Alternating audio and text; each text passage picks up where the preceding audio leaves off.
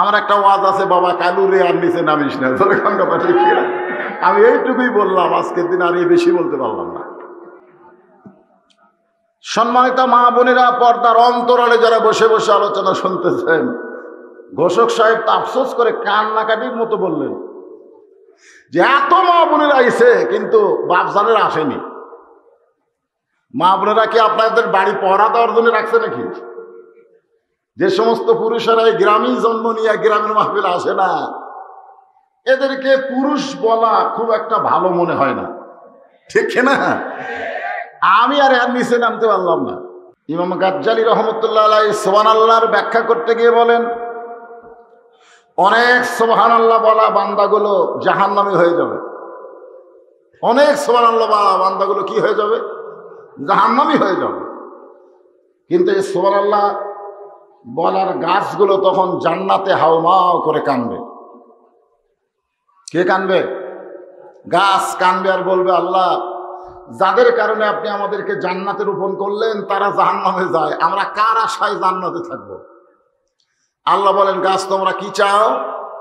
গাছগুলো বলবে, যারা জাহান্নামে যাচ্ছে আমরা তাদের সঙ্গে জাহান্নামে যাবার চাই, কারণ তারাই তো আমাদের মালিক। মালিক যাবে যেখানে, আমরাও যাবো সেখানে। আল্লাহ তখন বলবেন, তোমাদেরকে জাহান্নামের আগুনে পুড়ানোর জন্য আমি আল্লাহ জান্নাতে লাগাই নাই। গাছগুলো বলবে, এটাই যদি আপনার চা হয় তাহলে আমাদের জাহান্নামী মালিকগুলোকে আমাদের দিকে ফিরে দিলেই তো লেটা শুকে যায়। আল্লাহ তখন বলবেন, এই সুবহানাল্লাহ গাছ, তোমাদের ওসিলায় ওই সকল জাহান্নামী বান্দা বান্দীদেরকে আমি আল্লাহ আবার জান্নাতে ঘোষণা করে দিলাম। আপনারা অনেকেই ভাবতেছেন, হুজুর তাহলে সুবহানাল্লাহ বলেই যদি জান্নাতে যাওয়া যায় তাহলে তার অন্য কিছু দরকার হয় না। আপনি যে ওয়াজ করলেন জান্নাত আমাদের সোজা হয়ে গেল, এরকম অনেকে চিন্তা করতেছেন না? আপনারা জানেন রাসূল বলেছেন, 3টা তাসবিহ কোন মুনাফিকের জবান থেকে উচ্চারণ হয় না। গুনাহগার পাপিষ্ঠ হতে পারে কিন্তু তারা মুনাফিক নয়, যাদের জবানে 3টা তাসবিহ উচ্চারণ হয়। কয়টা? একটা হলো সুবহানাল্লাহ, একটা হলো আলহামদুলিল্লাহ, আর একটা হলো আল্লাহু আকবার। শুধু আল্লাহ না, আল্লাহু আকবার। তবে রাসূল বলেছেন এই 2টা তাসবিহ সুবহানাল্লাহ আলহামদুলিল্লাহ এরা সকলেই উচ্চারণ করতে পারবে, কিন্তু 3য় তাসবিহ যেটা উচ্চারণ করলে শয়তান পালায় যায়, এটা সকলে উচ্চারণ করতে পারবে না, কারণ অনেকের ভিতরে শয়তানি থাকে। শয়তান ওয়াসওয়াসা দেয়, 2টা কথা সুবহানাল্লাহ আলহামদুলিল্লাহ, কিন্তু আল্লাহু আকবার কইস না। আমাদের বাংলাদেশে এই আল্লাহু আকবারের বিরুদ্ধে একদল নাস্তিক আছে, জোরে কোন কথা ঠিক কি না? লিল্লাহি তাকবীর, নারায়ে তাকবীর। এই 3টা তাসবিহ যার জবান দিয়ে উচ্চারণ হয়, আল্লাহ রাসূল বলেছেন সে যত বড়ই পাপী হোক না কেন, মরার সময় আল্লাহ থেকে জান্নাতি বানায়া তারপরে মৃত্যু দেয়। এই জন্য সুবহানাল্লাহ বলার সময় কৃপণতা করবেন। যে সমস্ত আল্লাহর বান্দারা, আমি যখন আসতেছিলাম ওই রোড থেকে বৃষ্টি শুরু, আমার মনে হচ্ছিল না যে আজকে মাহফিল হবে। আমার মন কত কথা কয়, ঠিক কিনা বলেন? মন আমার কত কথা বলে,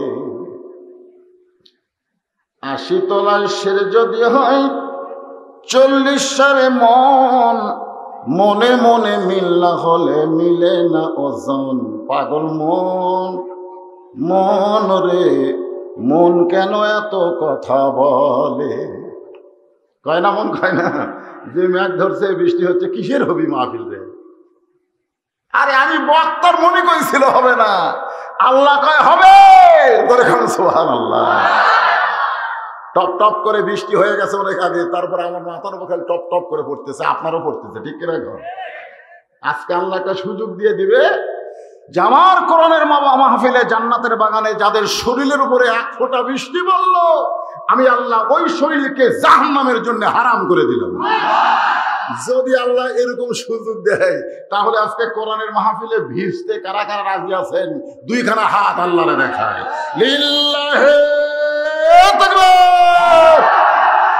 টান টান করে আল্লাহ দেখেন, আল্লাহ তুমি বৃষ্টি দিয়ে আমাদেরকে কোরআনের মাহফিল থেকে নিয়ে যেতে পারবে না, তোমার বৃষ্টিতে ভিজে কোরআনের আলোচনা শুনে আমরা জান্নাতি হতে চাই। জোরে গান ঠিক না?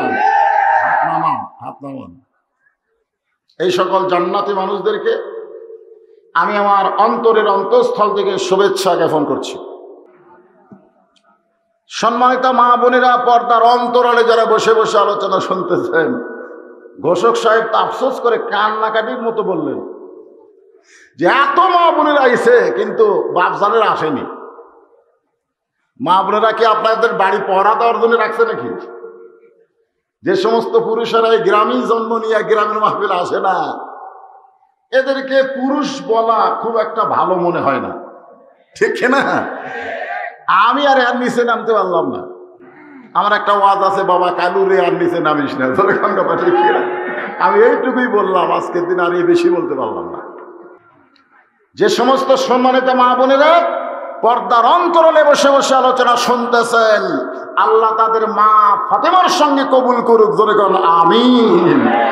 আমি আমার অন্তরস্থল থেকে সম্মানিত মা বোনদেরকে শুভেচ্ছা জ্ঞাপন করে এই মুহূর্তে জানতে চাচ্ছি আপনারা সকলে কেমন আছেন?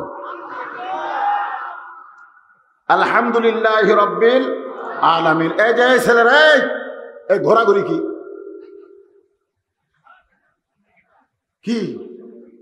ঘোরাঘুরি কেন? এই বয়সে ঘোরাঘুরি লক্ষণ ভালো? আর আবার একজন ভাই ঘুরতেছে, না জানে কি একটা করবে। হায় হায়, আমাদের ছেলেদের দিকে তো আমরা তাকাবারই বাড়তেছি। এমন ভাবে তারা বেলাইনে চলে গেছে। আমি যুবকদের বলবো, আজকের মাহফিলে বসো। তোমার শৈশবকাল বুড়াকালের হিসাব দেওয়ার আল্লাহর ঠেকা পড়ে নাই। আল্লাহ হাসরের ময়দানে বলবে, তোর যৌবনের হিসাব দিয়ে জান্নাতে যা। তো যৌবন কালটা শয়তান না দিয়া আল্লাহরে দিতে হবে। জোরে কণ্ঠে। আমি আশেপাশে যারা যুবক আছে তাদের বলবো, বসো। কোরআনের মাহফিলকে ওভারটেক করে কোনো কিছু করা যাবে না। কোরআনের মাহফিলের নিয়তে যারা বাড়ি থেকে বের হয়েছেন, মেলার মধ্যে তারা থাকতে পারে না। থাকতে পারে? এই সময় যারা দোকানদারি করতেছে আমি তাদেরকে বলবো, তোমরা যদি মুসলমানের সন্তান হও, কোরআনের আলোচনা যখন বক্তা শুরু করেছে এরপরে আর দোকানদারি করা চলবে না যদি মুসলমান হও। তোর কার কথা ঠিক কিনা? সবসময় ব্যবসা করা লাগবে? সবসময়? ইযা নুদিয়া লিস-সালাত মিন ইয়াউমিল জুমআহ ফাসাউ ইলা যিকরিল্লাহ কেন বলা হয়েছে? যে জুমার আজান হয়ে গেলে তোমাদের সব কিছু বাদ দিয়ে ছুটে আসতে হবে, ইমাম সাহেব খুতবা দিবে। জোরে কার কথা ঠিক কিনা? আমি কি আপনাদের কোন মসজিদের ইমাম? আমি সুদূর বগুড়া থেকে খতিব এসেছি খুতবা দেওয়ার জন্য। যখন মাইক এলান হয়ে গেছে, একজন মুসলমানের সন্তান বাইরে থাকতে পারে না। জোরে কোন কথা ঠিক? বসেন, শরীর ভিজান, পাশা ভিজে যাক। ভিজা মাটিতে আপনি বসেন, আপনার পিছন সাইড ভিজে যাক, আপনার দেহের জন্য আল্লাহ জাহান্নাম হারাম করে দিবে। যে আল্লাহ তাআলা আমাদেরকে সুস্থ রেখে সুন্দর মন মানসিকতা দান করে আজকের মাহফিলে কবুল করলেন, আমরা সে আল্লাহর উপরে খুশি হয়েছি না বেজার? তাহলে জবান করে সমস্যারে সকলে বলবেন, রব্বানা লাকাল হামদ হামদান কাসীরান তাইয়িবান মুবারাকান ফীহি। আমি যখন ওয়াজ শুরু করবো তখন সাইড থেকে একজন বলল, হুজুরকে মেয়েদের ওয়াজ করতে কও। মনে হয় মরদ ফেরেশতা হয়ে গেছে। আপনি জানেন, মেয়েদের ওয়াজ করার আগে আল্লাহ পুরুষের ওয়াজ করছে। যেখানে আল্লাহ ওয়াজ করেছে পর্দা নিয়ে, সেখানে আল্লাহ মেয়েদের কথা আগে কইছে না পুরুষের কথা আগে কইছে? আগে পুরুষের কথা কইছে। তুমি মরদ মানুষ যদি, পুরুষ মানুষ যদি ঠিক হও, তোমার বাড়িওয়ালি মেয়ে মানুষ ঠিক হতে বাধ্য হয়ে যাবে। জনগণ কথা ঠিক না? এই বক্তার ওয়াজ দিয়ে তোমার বউ ভালো হবে এ আশা করো না।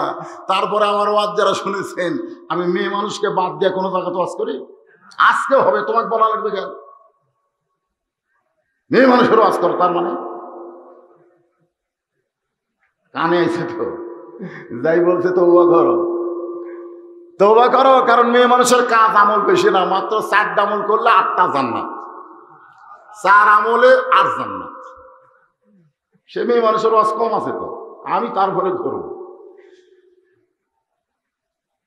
আমরা আল্লাহর শুকর আদায় করলাম এই কারণে যে আল্লাহ তাআলা আমাদেরকে মুসলমানের ঘরে মুসলমানের সন্তান হিসাবে কবুল করেছেন। খুশি না বেজার? এই কয়েকদিন আগে আমাদের এলাকার কিছু চকিদার একেবারে ড্রেস লাইগে যাচ্ছে, তাই বললাম বাদান কোথায় যাচ্ছ? হুজুর আমরা তো সবসময় পোশাক পরি না, এখন সরকারের নির্দেশে পড়তে হচ্ছে। আমি বললাম কেন? বলে মূর্তি পাহারা দেওয়া লাগবে, হিন্দুরা পূজা করবে, আমাদেরকে পাহারাদার বানাইছে, আমাদের পাহারা দেওয়া লাগবে। আমি বললাম কেন? ওরা কি মারামারি করে? মূর্তিরা কি মারামারি করে? না হুজুর, ওরা মারামারি করবে কেন? ওদের হাতটাও যেন কেউ না ভাঙে। আমি বললাম যেদিন শেষ হবে, দশমী হবে, সেই দিনে ওই হাত আলার কি হবে?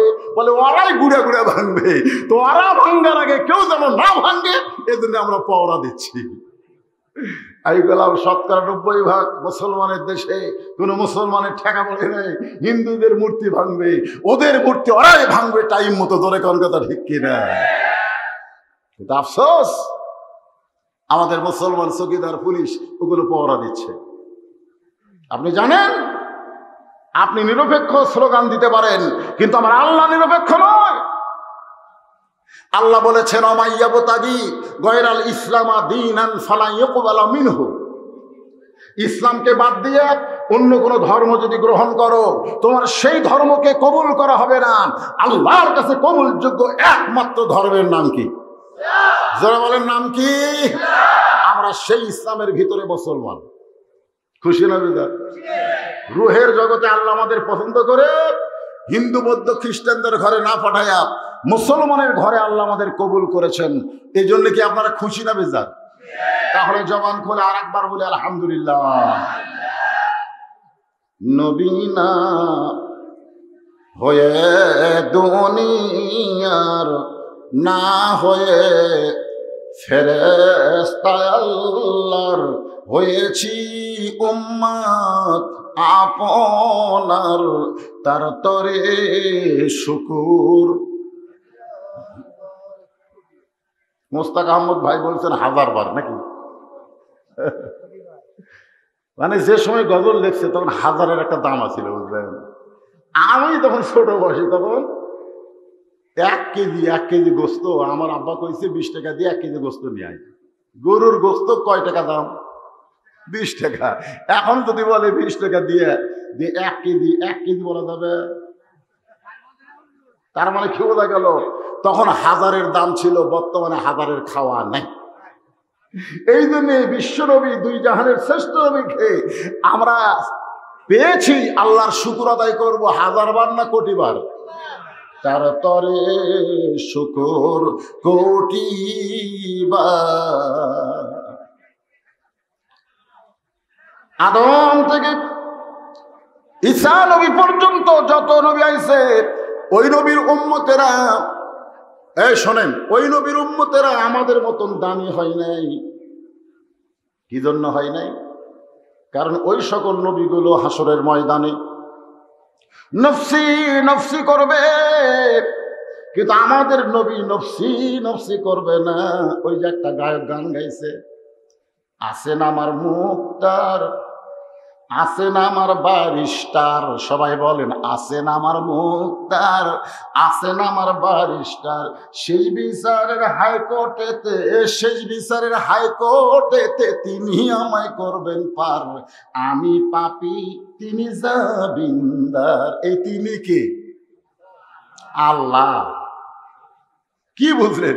শেষ বিচারের হাইকোর্টেতে, শেষ বিচারের হাইকোর্টে আল্লাহ হবেন হাকিম, আর আমাদের নবী হবেন বারিস্টার। সুবহানাল্লাহ। সেই দিন আমাদেরকে সুপারিশ করে নবী আমাদেরকে নিয়ে জান্নাতে রওনা দেবেন, এবং আল্লাহ নবী চারিদিকে তাকায় থাকবেন। সমস্ত মুসলমান বলবে, রাসূলুল্লাহ আপনি এভাবে কি দেখতেছেন? আল্লাহ রাসূল চোখের পানি বের করে বলে, মাবুদ, আমার একটা উম্মত জান্নাতের বাহিরে থাকা পর্যন্ত আমি রাসূল জান্নাতে ঢুকব না। ভাগ্য গুণে আমরা সেই নবীরে পাইছি রে। এমন তো জাহানের শ্রেষ্ঠ নবীর উম্মত হওয়াতে আপনারা খুশি না বেজার? তাহলে জবান খোলা আর একবার বলি আলহামদুলিল্লাহ। এখন আসেন, আপনারা যে কোরআন থেকে তাফসীর শুনবেন, যে কোরআন থেকে আলোচনা শুনবেন, এই কোরআনের মধ্যে কোনো গোঁজামিল নাই শব্দ বলতে তারা মুখ বন্ধ রাখবেন, তাদের অবস্থা কিন্তু খারাপ হবে। এই জন্য আগে সাউন্ড দিয়ে দিলাম। এই কোরআনে কোনো সন্দেহ, এই কোরআনে কোনো ভেজাল কয়টা নাই করছে? গোঁজামিল, সন্দেহ, ভেজাল। ফেরেশতাকে আল্লাহ যারা 3 বার নাই নাই কইল, এদের পুরস্কার কি? আল্লাহ বলতেছে এদের পুরস্কার হলো ওদের জীবন থেকে জাহান্নাম নাই। দেখছেন, কোরআনের পক্ষে 3 বার নাই নাই স্বীকারোক্তি দিচ্ছেন। গোঁজামিল নাই, সন্দেহ নাই, ভেজাল নাই। সেই ভেজাল মুক্ত কোরআন থেকে আমি একটা আয়াত তেলাওয়াত করেছি আপনাদের সামনে তাফসীর করার নিয়তে। ওটা বসা চলবে না। এই ছেলে ওই মাথা ধরে ওঠে কেন রে, বুড়া হয়েছে। আমি যুবকদেরকে একটু লক্ষ্য করে বলবোই, কারণ আমাদের যুবকগুলো ভালো মতে আসার দরকার আছে না নাই? দরকার আছে না নাই? অনেক যুবক দেখতেছে আজকের মাহফিলে, মাশাআল্লাহ। মুরব্বীরা মন খারাপ করে না, আপনারা তো এমনি জান্নাতি, আপনারা এমনি এমনি জান্নাতি হয়ে গেছে। কারণ যে সময় আপনাদের জন্ম হয়েছে ওই সময় বাংলাদেশ ভেজাল মুক্ত ছিল। ধরে কোন কথা ঠিক কিনা? আর এখন ভেজাল মুক্ত না ভেজাল যুক্ত? 12 সালে যখন দ্বিতীয়বার আমি মদিনায় গেলাম, ওইখানে আমার বউ আমারে কইছিল মদিনার জয়তুনের তেল নাকি খুব ভালো, মাজাত মাখলে কোমরের বিদ্বেষণা থাকে না। মদিনার এক দোকানদারকে গিয়ে বললাম, ভাই আসল জয়তুনের তেল দেন। যেই বলছে আসল জয়তুনের তেল দেন, দোকানদার আমার দিকে তাকায় একবার, কয়বার? একবার তাকাইছে, আর দ্বিতীয়বার তাকাইনি। কর্মচারী করে বলতেছে মান্নু মান্নু। মান্নু শব্দের অর্থ হলো এই খরিদ্দারকে ধাক্কা দিয়ে বের করে দে। আমি আশ্চর্য হয়ে গেলাম।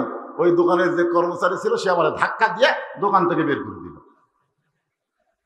আমি চিন্তায় পড়ে গেলাম, শুধু আসল জয়তুনের তেল চাইছি আর বেটা মামনু কই আমার ধাক্কা দিল কেন? আমার একজন বাংলাদেশি ভাই ওখানে ছিল, তাকে জিজ্ঞেস করলাম, দীর্ঘদিন তুমি মদিনায় আছো, আমারে বের করে দেওয়ার কারণ কি? বলে, হুজুর আপনি কি কইছেন? আমি কইলাম আমার অপরাধ হলো আসল জয়তুনের তেল চাইছি। বলে, হুজুর যেখানে ভেজালই নাই সেখানে আসল চাইছেন কেন? আপনি যখন আসল চাইছেন তখন দোকানদার মনে করছে আপনি ভেজাল দেশের লোক। ভেজাল দেশের লোক না হলে তো আসল যাবে না। দোকানদার মনে করছে ভেজাল দেশের মানুষ মানে গজব। আপনাকে আল্লাহর গজব বলে মানলো, দোকান থেকে বের করে দিয়েছে। আমি চোখের পানি বের করে বলি, বদরুল সেই তুই একটা মওলানা হয়ে যদি মদিনার ভেজাল হোস, যারা তার ওয়াজ শুনে, তোর ওয়াজ শুনে তাদের খবর কি? আমি বক্তাই ভেজাল। তার মানে বোঝা গেল আমাদের বাংলাদেশে আসল খুঁজতে হয়, আর মদিনাতে কোনো নকল নাই। একটাই কারণ, মদিনায় মানুষের তৈরি আইন চলে না, আইন চলে আমার আল্লাহর কোরআন। জোরে কোন কথা ঠিক কিনা?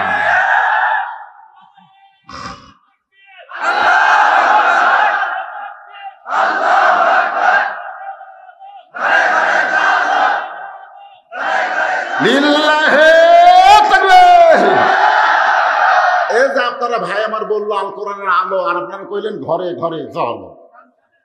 কে রে, ঘরে ঘরে যদি ফেলে আলো জ্বলে তাহলে এই মাহফিল পর্যন্ত আমার নিয়ে এলো কি দিয়ে?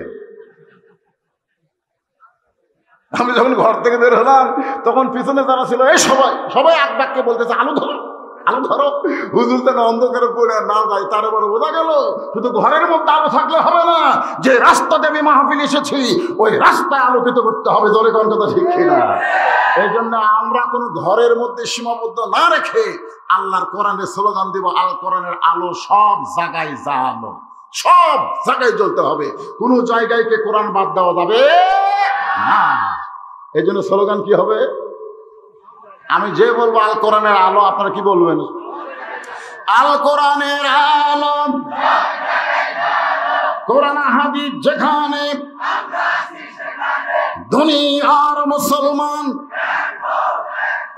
নারায়ে তাকবীর। আলহামদুলিল্লাহ। এখন আর ভূমিকা নয়, সরাসরি আল্লাহর কোরআন থেকে আপনাদের সামনে আলোচনা। এখানে কিন্তু নারী পুরুষ দুই দলকেই লক্ষ্য করে আল্লাহ বলেছেন, ইয়া আইয়ুহাল্লাযীনা আমানু, যারা আমাকে বিশ্বাস স্থাপন করেছ। আমরা যারা এখানে বসে আছি, আমরা সবাইকে আল্লাহকে বিশ্বাস করি? করি? কেমন বিশ্বাস? এই সবাই কালো মানুষের দিকে তাকিয়ে থাকো। কেমন বিশ্বাস? হায় হায় রে, বিশ্বাসের সাইজ নাই। আসমান যখন ডাক দেয় তখন মানুষ কোন দিকে তাকায়? আসমানের দিকে তাকায়, ম্যাঘ আসমানে। আপনি বলেন তো, আসমানে পানি দেয়, মেঘ দেয়, ডাক দেয়, এগুলা কার হুকুম? ওই আসলের দিকে নেই, ভেজালের দিকে সব তাকায় থাকে। আশেপাশে তাকান, কি দেখতেছেন হুজুর? আমার বউ কইছে দেখে শোনা ওয়াজ করবেন। এমন ওয়াজ করবেন না যে পুলিশ আপনাকে ধরুক। আমি বউরে কইলাম পুলিশ আমারে ধরবে, এই চিন্তা তোর খুব হয়, কিন্তু কাউসারি ওয়াজ করতে যায় আর ফেরত আসে নাই। তোমার বউ কইছে কি হয়েছে? কাউসারি কে ধরছে? পাগলি, পুলিশ ধরেনি, র্যাব ধরেনি, তাহলে ধরলো কে? তখনও বুঝতে পারেনি যে ওই পুলিশ র্যাবের চাইতেও একজন ধরার জন্য অপেক্ষায় আছে, তার নাম হলো আজরাইল। ধরে কোন কথা ঠিক না? কোন দিকে তাকে আছেন? পুলিশের দিকে, র্যাবের দিকে? কোন দিকে তাকায় আছেন? এই জন্য রাসূল বলেছেন ইকরার বিল লিসান, খালি জবানে আল্লাহ বললে চলবে না, তো তাসদিক বিল জানান, কলিজার মধ্যে জায়গা দিতে হবে। আমল বিল আরকান, ঈমান অনুযায়ী আমল করতে হবে। জোরে কোন কথা ঠিক? এর মধ্যে নারী পুরুষ দুই দল আছে না নাই? ঈমানের মধ্যে নারী এবং পুরুষ দুই দল আছে না নাই? আছে। দুই দলকে লক্ষ্য করে আল্লাহ বললেন আত্তাকুল্লাহ, নামাজ পড়তে হবে, রোজা রাখতে হবে, হজ করতে হবে, যাকাত দিতে হবে। এগুলো একটা কথাও আল্লাহ বললেন না, আর আল্লাহ সরাসরি বললেন আত্তাকুল্লাহ। আমাদের বাংলাদেশে অনেক নামাজি আছে, নামাজ পড়ার পরেও দুনিয়ার অকাম বদকাম করে। করে কি করে না? এজোরে কোন করে কি করে না? আল্লাহ কয় নামাজের জোরে ফায়ে সাকাত যাবে দূরে। এ কথা কার? ইন্নাস সালাতা তানহাল ফাহশাই ওয়াল মুনকার। আল্লাহ কয় নামাজের জোরে ফায়ে সাকাত যাবে দূরে। পাক কোরআনে রয়েছে ঘোষণা, এখন আকাম কুকাম নামাজ রোজা একসাথে বান্ধিয়া বোঝা, জাহান্নামে দিয়া সরওয়ানা। আজ কেন আল্লাহর নামাজ ধরতে পারলা না? আমরা অনেকে নামাজ পড়ি কিন্তু নামাজটা ধরিনি, যার কারণে অনেক নামাজ পড়ার পরেও ঘুষ খায়, নামাজ পড়ার পরেও সুদ খায়। ধরে কোন কথা ঠিক কিনা? নামাজ পড়ার পরেও আল্লাহ ছাড়া অন্য কারো ভয় করে। এই জন্য আল্লাহ বললেন আত্তাকুল্লাহ, ভয় করতে হবে। কেবলমাত্র কার? জোরে বলেন কার? শুধু ভয় করলে হবে না, ভয় করার মতন ভয় করতে হবে। ভয় করার মতন ভয় করা, এটা পুলিশের আইন দেওয়া হবে না, এটা বর্তমান সরকারের আইন দেওয়া সম্ভব না, এটা কেবলমাত্র আল্লাহর আইন লাগবে। ধরে কোন ঠিক কিনা? আপনারা কি মনে করতেছেন পুলিশের আইন? পুলিশ র্যাব কতক্ষণ? যতক্ষণ পুলিশ থাকবে ততক্ষণ, র্যাব যতক্ষণ, ভয় ততক্ষণ। একজন আমাকে বলতে, হুজুর আচ্ছা সরকার যদি একটা আইন করে যে এক ওয়াক্ত নামাজ না পড়লে 100 টাকা জরিমানা, তাহলে আমাদের বাংলাদেশের মানুষ কি নামাজ পড়বে না? আমি বললাম কার ভয়ে পড়বে? জরিমানার ভয়ে না আল্লাহর ভয়ে? না না, যারা নামাজ পড়ে না। যদি 100 টাকা প্রতি ওয়াক্তে জরিমানা দেওয়া লাগে, আপনারা সত্যি করে বলেন তো এরা কি আল্লাহর ভয়ে নামাজ পড়বে না পুলিশের ওই জরিমানার ভয়ে? পুলিশ ঘুরতেছে বাবা, না পড়লি। কিছুদিন পরে সরকার কয় আমি যে জরিমানা করলাম, জরিমানার খবর কি? নামাজ বাদ দেয় না। তো সরকার কয় আলহামদুলিল্লাহ, যাক জরিমানা ভালো লাগবে না, সব মানুষ নামাজি হোক। তখন পুলিশেরা বলতেছে স্যার নামাজ পড়ে ঠিকই কিন্তু ওযু করে না। নামাজ পড়ে ঠিকই কি করে না? অজু করে না। তখন সরকার আবার আইন করলো, প্রতি ওয়াক্তে অজু না করলে 50 টাকা জরিমানা। তখন অনেকে অজু করে, অজু করা দেখা যায়। এখন অজু যাওয়া কি দেখা যায়? আপনার বলেন তো, অজু যাওয়া, অজু ভঙ্গের কারণের মধ্যে কোনো পুলিশের চোখ আছে? কার চোখ? ওরা শীতের দিনে একবার উজু করে ফজরের আগ দিয়ে, পুলিশ কয় জোহরের উজুকে আছে, ও যে করিনি, কি করছেন, যাইনি তো। এই কথাটা আমি বুঝাবার চাচ্ছি যে কোনো আইন যে মানুষের তৈরি করা, মানুষকে আল্লাহওয়ালা বানানো যাবে না। মানুষকে আল্লাহওয়ালা বানাতে গেলে কেবলমাত্র আইন লাগবে কার? আল্লাহ, কোরআন। একটু মনোযোগ দিয়ে শুনবেন, যেই কোরআনের ওয়াজ শুনবেন সেই কোরআনটা কেমন। বর্তমানে বাংলাদেশে ইত্যাদি মাদ্রাসা, হাফেজি মাদ্রাসার মুহতামিম প্রধান শিক্ষকের বেতন বেশি না প্রাইমারির বেশি? কথা কয় না। আমি শুনলাম যে আপনার মাদ্রাসা একটা শিক্ষক 2 জন, বেতন কেমন? কয় একটা 3.5, একটা 4। 2 শিক্ষকের বেতন হলো 3.5 আর 4। কি শিক্ষা দেয়? আলিফ বা তা সা। কি শিক্ষা দেয়? আল্লাহর কোরআন। অথচ আল্লাহ রাসূল বলেছেন, খায়রুকুম মান তাআল্লামাল কোরআন ওয়া আল্লামাহ। ওই ব্যক্তি সবচাইতে সম্মানিত যে আল্লাহর কোরআন শিখেছে এবং অপরকে শিক্ষা দেয়। এই সম্মানিত মানুষের বেতন নেয়। আর যারা আগডম বাগডম ঘোড়াডম শিখে, মাস গেলে তারা 40,000 50,000 টাকা পর্যন্ত বেতন পায়। 90% মুসলমানের দেশে মিথ্যা শিক্ষা দিয়ে বেতন পায় বেশি, আল্লাহর কোরআনের শিক্ষা দিয়া তাদের বেতনের কোনো খবর নাই। ধরে কোন ঠিক কিনা ভাই? কারণ কি? মুসলমান হিসাবে এই কারণ আমাদের জানার দরকার আছে না নাই? একটু মনোযোগ দিয়ে শুনবেন, এই কোরআনটা আসলে কেমন। কয়েকদিন আগে আমাদের বাংলাদেশে একটা ছেলে সালে আহমদ তাকরিম 111টা দেশের ভিতরে কোরআন তেলাওয়াত প্রতিযোগিতায় সে 3য় স্থান অধিকার করেছে। আর এইটার কারণে এবার বাংলাদেশের মানুষ কিন্তু খুব আনন্দ করছে। ধরে কোন ঠিক কিনা? তো বাংলাদেশের মানুষের আনন্দ দেখে সরকার কিন্তু বিরত থাকে নাই, বরং সরকারি ভাবেও তাকে সম্বর্ধনা দেওয়া হলো।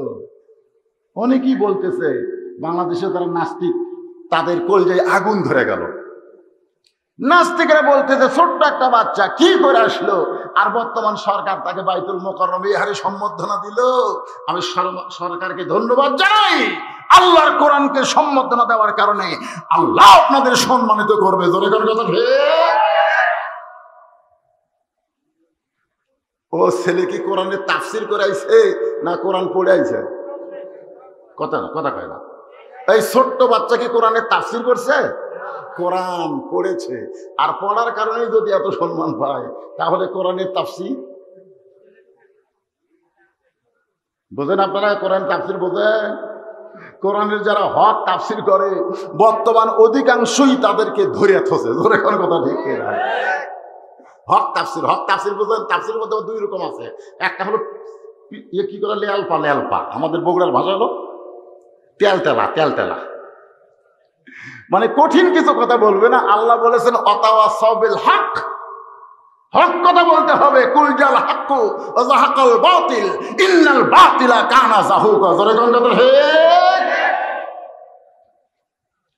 এখন আমরা সেই কোরআনকে একটু চিনতে চাই। রাজি আছেন সবাই? আল্লাহর কোরআনটা আসলে কি? এই যে কিছুক্ষণ আগে স্লোগান দিল, আল কোরআনের আলো ঘরে ঘরে ভালো। এই স্লোগানের উপরে সামান্য একটু কথা শোনেন। আমাদের বাংলাদেশ হলো অলি আউলিয়ার দেশ। জোরে কোন কথা ঠিক কিনা? আমাদের বাংলাদেশে কোনো নবী আইছে? হ্যাঁ, জোরে কোন কোনো নবী আইছে? আমাদের বাংলাদেশে কোনো নবী আসে নাই। আমরা শুনতে পাই যে নবীর 2 জন সাহাবী নাকি ওই কক্সবাজার হয়ে এই বাংলাদেশের সীমানার মধ্যে দিয়ে নাকি ঘুরে গেছে। একজন সাহাবী হচ্ছে রাসূলের মামা সাদ ইবনে আবি ওয়াক্কাস, আর একজন সাহাবী তার নাম সঠিকভাবে ইতিহাসবিদ বলতে পারে নাই। তো যাই হোক, এই সাদ ইবনে আবি ওয়াক্কাস ইনি বাংলাদেশ ঘুরে সিনোদ যায় ওনার কবর হয়েছে, বাংলাদেশে হয়নি। বাংলাদেশে যাদের মাজার আছে, কবর আছে, অধিকাংশই তারা আল্লাহর ওলি। ধরে কোন কি? তা আগেকার আল্লাহর ওলিরা কেমন ছিল? এই কথা কন। এখনকার গুলো তো দয়াল বাবার দরবারেতে কেউ ফিরে না খালি হাতে। কি দুই কান্দে দুই ফেরেশতা বিরক্ত হয়। আল্লাহ কয় খবর খিরে লেখমো কি? এরা যে জিকির করতেছে বোঝা যায় না, লেখমো কি? আল্লাহ কয় তোরা শুধু বিরক্ত হসনি, আমি আল্লাহ বিরক্ত হয়েছি। জিকির নামে এরা করে কি?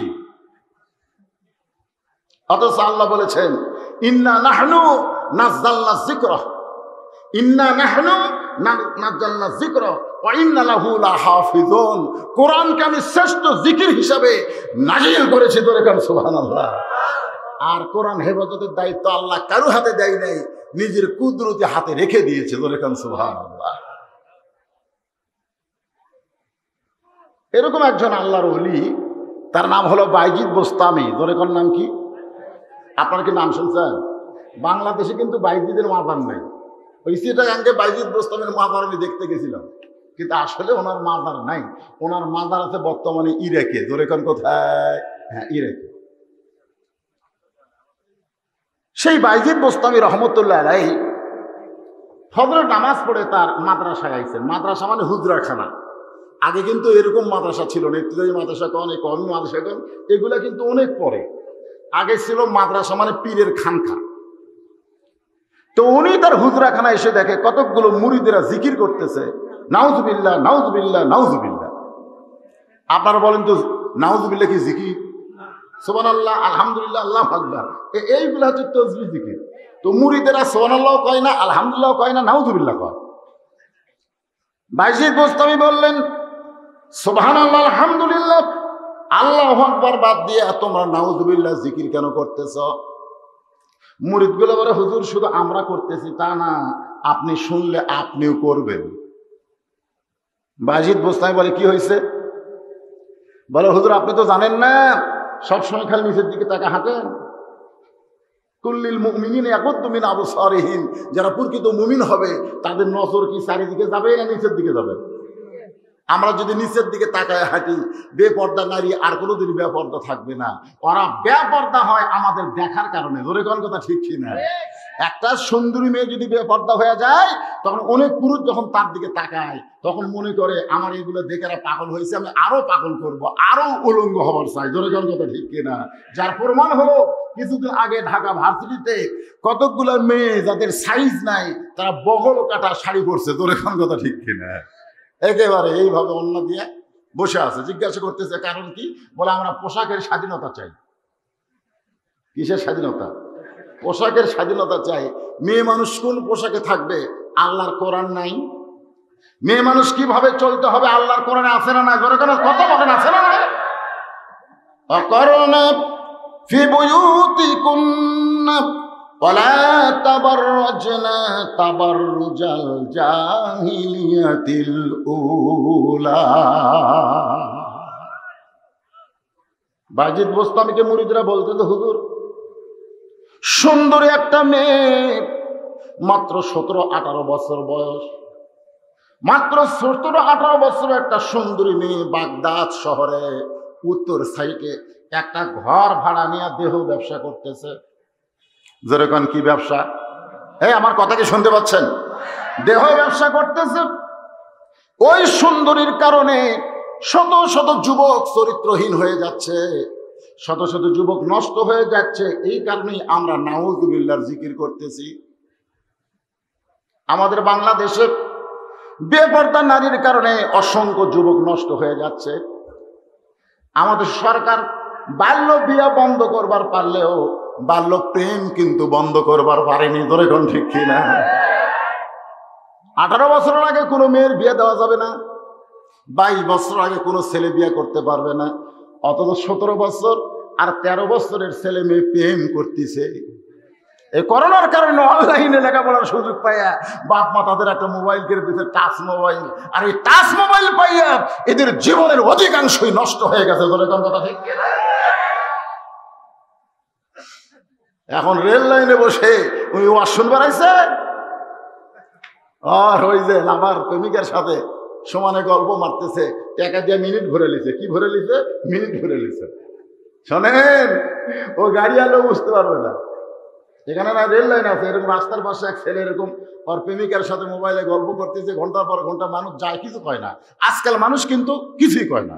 ছেলেরা যে নষ্ট হচ্ছে, আমাদের খারাপ আছে 3-4 জন, কিছুই কয় না, মানে কোনো কিছু আর কয় না। মানুষ একেবারে চুপ। অন্যায় প্রতিবাদ না করলে ঈমান নিয়ে আপনি বাঁচতে পারবেন, কিন্তু মুসলমান হয়ে মরতে পারবেন না। কথা ঠিক না? কিছুই কয় না। তো মানুষজন যা আসে কিছু কয় না, কিন্তু একটা কুত্তে যাওয়ার সময় চিন্তা করছে। কুত্তে মনে মনে কয়, কেন ঘন্টার পর ঘন্টা বসে থাকে, না কি লড়ে না চড়ে না। আস্তে আস্তে কুকুর কাছে আইসে, নাক দিয়ে টেস্ট করতেছে, এটা কি, নাক দিয়ে টেস্ট করছে। টেস্ট করে আমলাম না গন্ধ পাচ্ছে। কুকুর বাম ঠ্যাং তুলে কাম সারছে। কুকুর মনে করছে এটা গাছের গোড়া টোড়া কিছু হবে, এই মনে করে মেরে দিচ্ছে। যেই মারছে তখন ওই মোবাইল আলা চুমকে উঠছে, তাকায় দেখে কুত্তা কাম সারছে। অধিকাংশ যুবকেরা আজকে নষ্টের পথে চলে গেছে এই মোবাইলের কারণে। ধরে কোন কথা ঠিক? শুধু যুবকদের দোষ দেব না। আমার এলাকার এক মা বলতেছে, হুজুরের পানি পড়া খাওয়ালাম, সন্তান কান্না বন্ধ করে না। দোয়া দরুদ বহু কিছু হয়েছে, সন্তান কান্না থামায় না, কিন্তু এখন আর কান্দে না। আমি বললাম, কি করছো মা? বলে, হুজুর আমি একটা মোবাইল কিনে দিছি। যখনই সন্তান কান্দে তখন মোবাইল চালু করে দেই, ওই মোবাইল পাইলে আর কান্দে না। ওরে যখন খাওয়াতে চাই, খাবার চাই না, মোবাইল চালু করে দেয়, সমানে খায়, খালি দেখে আর খায়। কখন পেট ভরছে বুঝবারও পারে না। বাড়ির মধ্যে দেখবেন 3 জন মানুষ, 2টা বাপ মা, দুইজনের হাতে মোবাইল, মাঝখানে পুচ্চু একটা শুয়ে আছে, ওই পুচ্চির হাতেও একটা। 3 জনে মোবাইলের দিকে তাকে আছে। এই পরিবেশে যুবকদেরকে কি ওয়াজ করতে হবে, কি মেসেজ দিতে হবে? আপনারা বলেন, কোরআনে আছে না নাই? আমি এদিকে খেয়াল করি বলেছি, আত্তাকুল্লাহ হাক্কা তুকাতিহি ওয়ালা তামুতুন্না, মৃত্যুবরণ করো না ইল্লা ওয়া আনতুম মুসলিমুন, যতক্ষণ মুসলমান না হবে। বাজিদ বোস্তামি বললেন যে একটা সুন্দরী মেয়ের দেহ ব্যবসার কারণে শত শত যুবক চরিত্র নষ্ট করতেছে। এইটা জেনে নাউজুবিল্লাহ বললে হবে না। নাউজুবিল্লাহ দিয়ে সমাজের কোনোই পরিবর্তন করা যাবে না। বাজিদ বোস্তামি বললেন, এদের নাউজুবিল্লাহ বন্ধ করে দিয়ে আমাদের মধ্যে যারা আমরা আল্লাহকে জানি, আল্লাহকে চিনি, আমাদের মধ্যে কেউ না কেউ ওই মেয়েটার কাছে যাওয়া লাগবে। যে মেয়েটা দেহ ব্যবসা করতেছে, ওই মেয়েটার কাছে যাওয়া লাগবে। সমস্ত মুরিদ বলে, হুজুর আপনি কি পাগল হয়েছেন? একটা খারাপ মহিলার কাছে একটা ভালো মানুষ কোনোদিন যাবার পারে না। আপনি বাংলাদেশের সমাজ থেকে সুদ মুক্ত করতে গেলে সুদারুর কাছে আপনাকে যাইতে হবে, সুদারুকে বুঝাতে হইতে হবে। ঘুষ বন্ধ করতে গেলে ঘুষারুর কাছে আপনাকে যাইতে হবে। যারা নামাজ পড়ে না তাদেরকে কাছে আপনার যাইতে হবে। অনেকে বলে ভালো মানুষ কোনোদিন খারাপের কাছে যাবে না, ওইটা মিথ্যা কথা। রাসূল কোরআন নিয়ে ইহুদির কাছে গেছে, কাফিরের কাছে গেছে। ধরে কোন ঠিক কিনা? বাজিদ বোস্তামি বললেন, ওই খারাপ মেয়েটার কাছে যাইতে হবে। মুরিদরা বলে, আমাকে ঠেকা বলে নেয় যে আমরা ভালো মানুষ, হুজুর মানুষ, দাঁড়িয়েলা মানুষ, টুপিওয়ালা মানুষ, ওই খারাপ মেয়ের কাছে যাব। বাজিদ বোস্তামি বললেন, তোমরা যদি কেউ না যাও আমি নিজেই যাব। সমস্ত মুরিদ কয়, নাউজুবিল্লাহ হুজুর, আপনি আল্লাহর ওলি হয়ে আপনি খারাপ মেয়ের কাছে কেন যাবেন? বাজিদ বোস্তামি বললেন, আমি একলা যাব না, আমার সঙ্গে 2টা শক্তি থাকবে। ধরে কোন কয়টা? 1 নম্বর শক্তি হলো আল্লাহর কোরআন। 1 নম্বর শক্তির নাম কি? আল্লাহর কোরআন। আর একটা শক্তির নাম হলো জায়নামাজ। জায়নামাজ বোঝেন? আল্লাহ কোরআনে বললেন, ইন্না আকরামাকুম ইনদাল্লাহি আতকাকুম।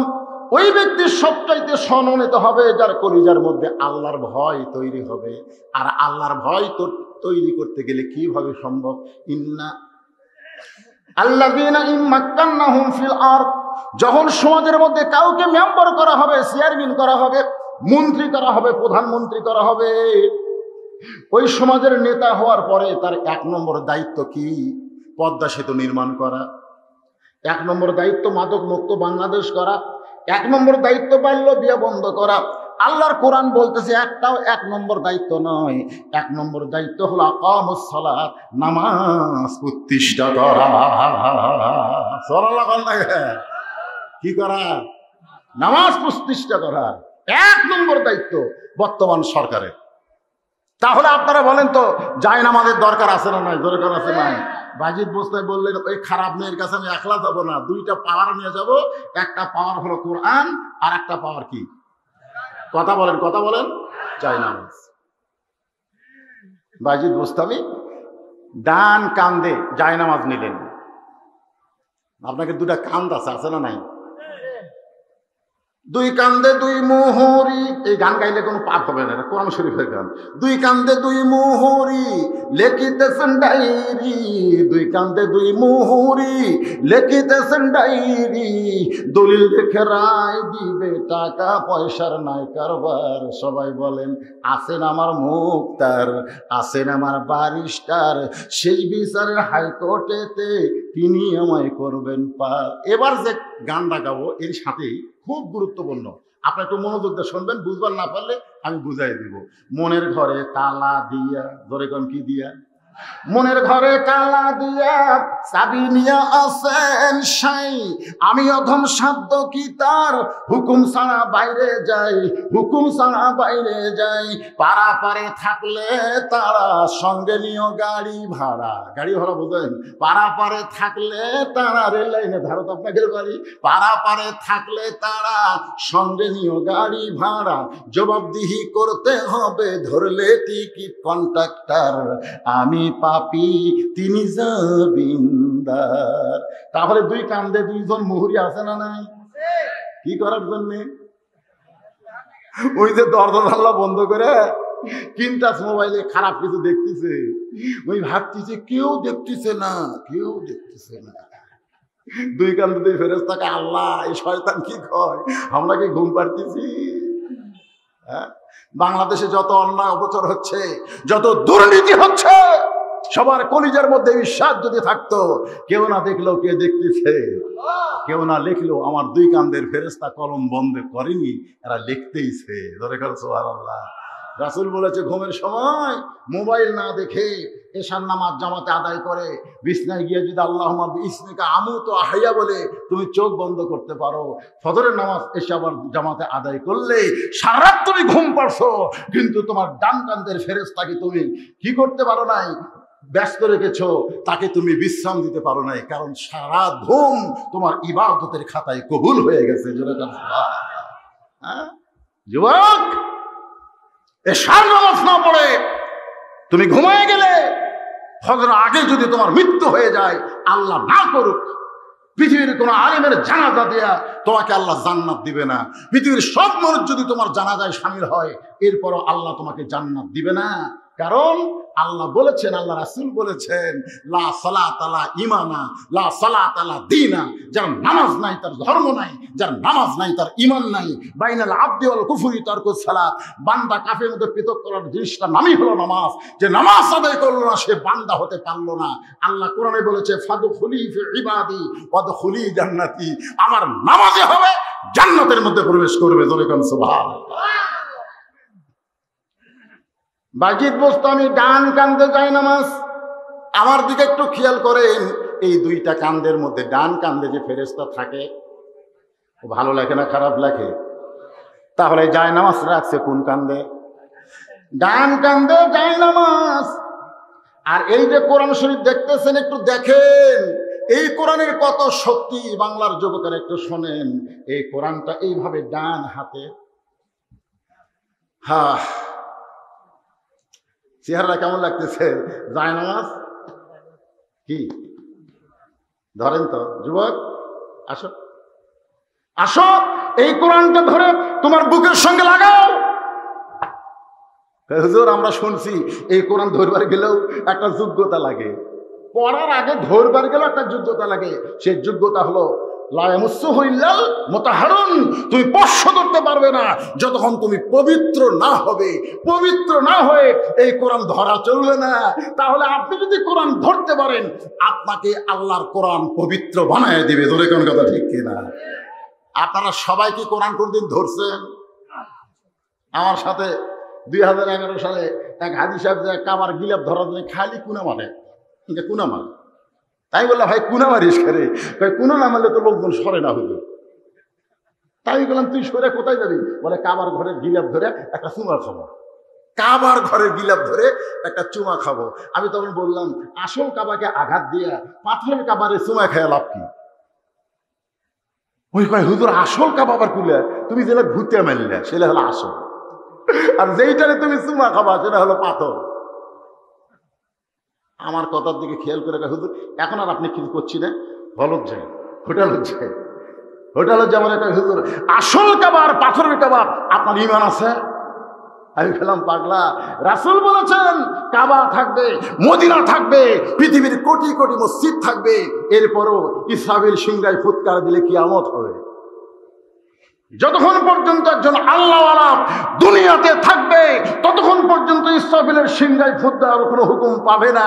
তার মানে বোঝা গেল কাবার চাইতেও একজন হাজির দাম আল্লাহর কাছে অনেক বেশি। জোরে কোন কথা ঠিক কিনা? তুমি যারা কুনা মারলা চিনো? না হুজুর এর মধ্যে তো চিনা চেনা পায় না, মানে 100 দেশের মানুষ, সে চিনবি কা? এই কুনা মারা দেয় কাবা চুমা খাবি। আমি বললাম কাবা চুমা খাওয়া লাগবে না, আল্লাহর কোরআন একদিন ডান হাতে ধরে এরকম ডান বুকে রেখে একটা বার বলবো আল্লাহু আকবার, ওই 1000 বার কাবা চুমার খাওয়ার চাইতেও কোরআন বুকে নেওয়ার সওয়াব আল্লাহ তোমাকে বেশি দিয়ে দিবে। কারণ কাবার কোনো পাওয়ার নেই। যেই বলছি কাবার পাওয়ার নাই ও তো আরো খেপা। কাবার যদি পাওয়ার না থাকে লক্ষ লক্ষ মুসলমান কেন কাবার কাছে আসে? আমি বললাম পাগলা, এই কাবার কাছে মুসলমান আসে বলে কাবার দাম আছে। যখন মুসলমান থাকে না তখন কাবার মধ্যে হিন্দুরা মূর্তি ঢুকায়। ধরে কোন কথা ঠিক কিনা? কথা কোন ঠিক কিনা? যখন নবী হিজরত করে মদিনায় গেছিল মক্কা বিজয়ের দিনে, আল্লাহ রাসূল কাবার দরজা খুলে দেখে 360টা মূর্তি। উমর কয় সি সি সি, আল্লাহর ঘরে মূর্তি। রাসূল বলে ওমর, এই পাথরের কাবার কোনো শক্তি নাই, আমাদের মতো আল্লাহওয়ালা যতদিন না থাকবে ততদিন কাবা ভালো থাকবে না। কাবা ভালো রাখতে গেলে কাবার পাশে আল্লাহওয়ালা থাকতে হবে। জোরে কোন কথা ঠিক কি না? আজকে মসজিদকে ভালো রাখতে গেলে মসজিদের আশেপাশে নামাজি থাকার দরকার আছে না? নাই দরকার আছে না? না। আমি জয়পুরহাটের আক্কেলপুরে এক মসজিদে আসনা চলবার যা দেখি গোটা মসজিদ ধুলে, এক জায়গা পরিষ্কার। আমি গেলাম কেরে গোটা মসজিদ ধুলে এক জায়গা পরিষ্কার কেন? কি বিরক্ত, এখন আবার কি খোলা নাই কেন?